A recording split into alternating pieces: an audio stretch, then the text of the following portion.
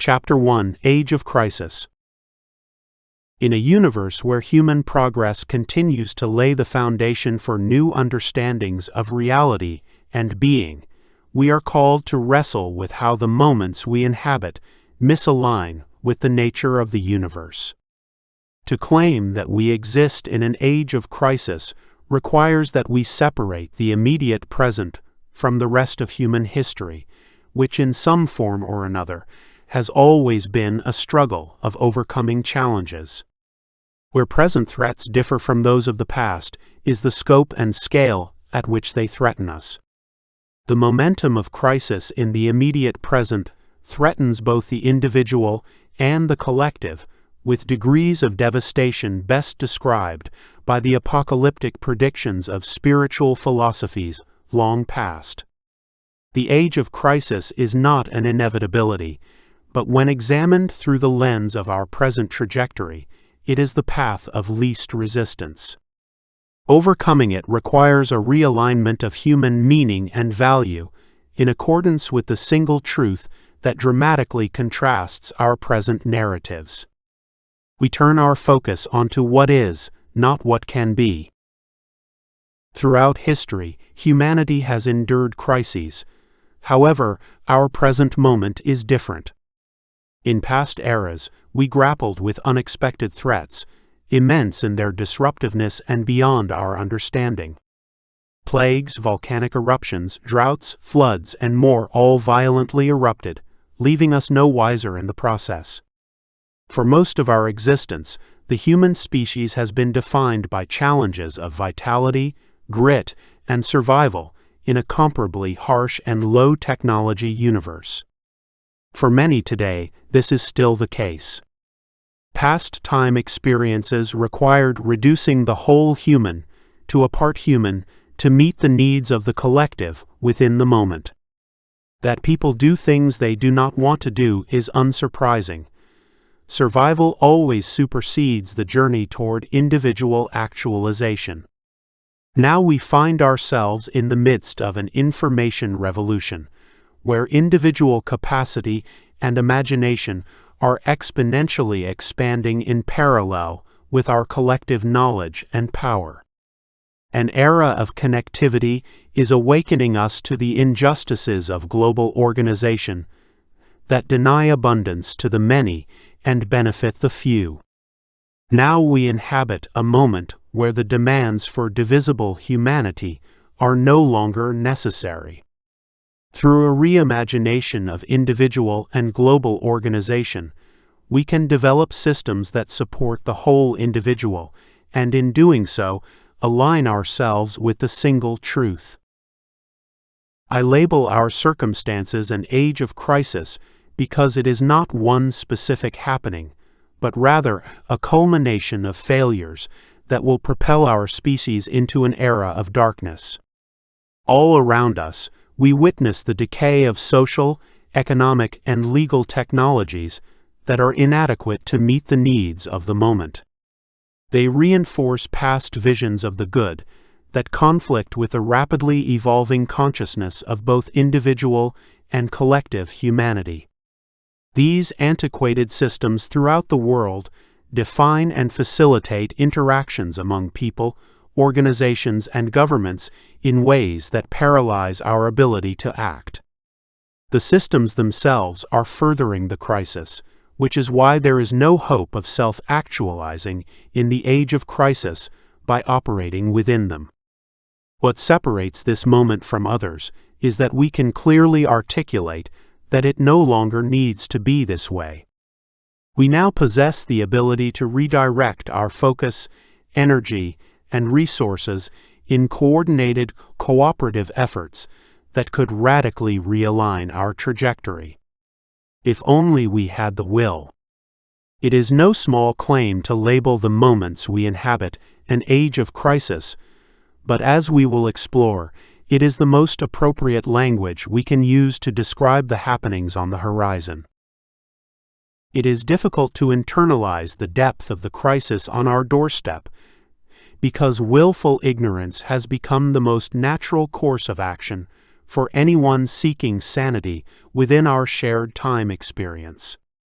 We have come of age in a media environment where the highest priority is, and always has been, capital generation. The result has been the dulling of our humanity through a constant bombardment of hyper-sensationalized content. We were born into this world of greed, injustice, and violence, where the architects of these systems have infiltrated political leadership at all levels to stifle dissent. It is a world order we had no say in crafting, one that actively expands the crisis we seek to overcome. In undertaking the practice and process of self-actualization in the age of crisis, we should expect resistance from those seeking to maintain it.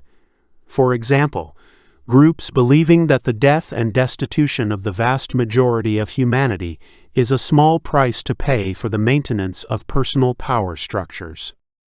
It is a view of great separation, directly contrasting our understanding of oneness and the relational universe. To make matters worse, decades of propaganda ensure that some of the most fervent opposition to transformative action comes from those who would benefit most from it.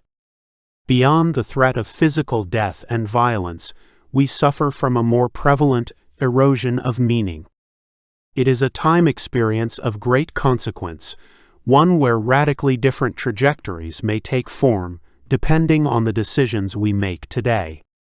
Self-actualization is a process of connecting the dots between individual and system to develop a bigger vision of the self. To do that, we must come to terms with our existing institutions and behaviors driving the crisis. Some may dismiss the age of crisis as fantasy. It is a common claim that there is no better time to be alive in human history than the immediate present. Opportunities for innovation are rampant, and experimental culture and practice are taking hold in advanced nations around the world. Critics might cite the fact that extreme poverty has decreased steadily over the past few decades, dropping by over 30% since 1981.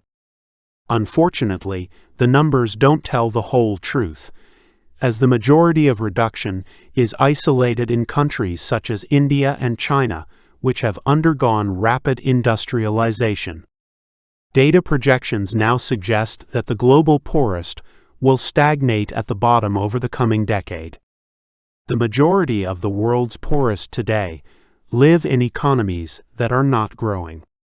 For example, the GDP of Madagascar has not increased over the past 20 years, and extreme poverty has grown at a 1-to-1 ratio with total population. 500 million people face the prospect of remaining stuck in extreme poverty indefinitely under our present frameworks, including lack of stable access to food and water. For individuals journeying a path of material security and creative pursuits, the argument that it is the best time to be alive holds some weight. The networking of our universe brings opportunities for connection, collaboration, and learning previously unimaginable, empowering people to generate value and wealth within society in ways that are meaningful and gratifying to the individual participants. For those who find themselves within these time experiences, pathways to individual actualization are open in various directions. What proponents of this narrative fail to consider is how even those maximizing benefit from the present organization still fail to unleash their fullest potential. Succeeding in systems that limit others may indicate individual ingenuity, but it does not align with the wholeness of human experience. There is no doubt that there are plenty of people around the world whose lives were better off in the past. Imagine a person who was living on shaky financial ground before the pandemic, whose financial situation could now only be labeled as dire.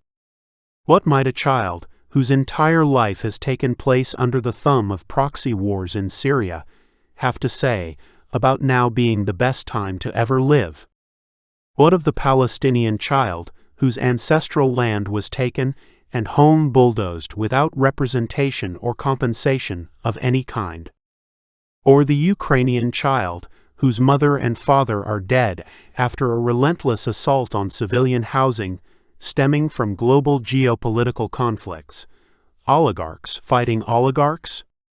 We cannot express the greatness of the immediate present without also recognizing the horrors.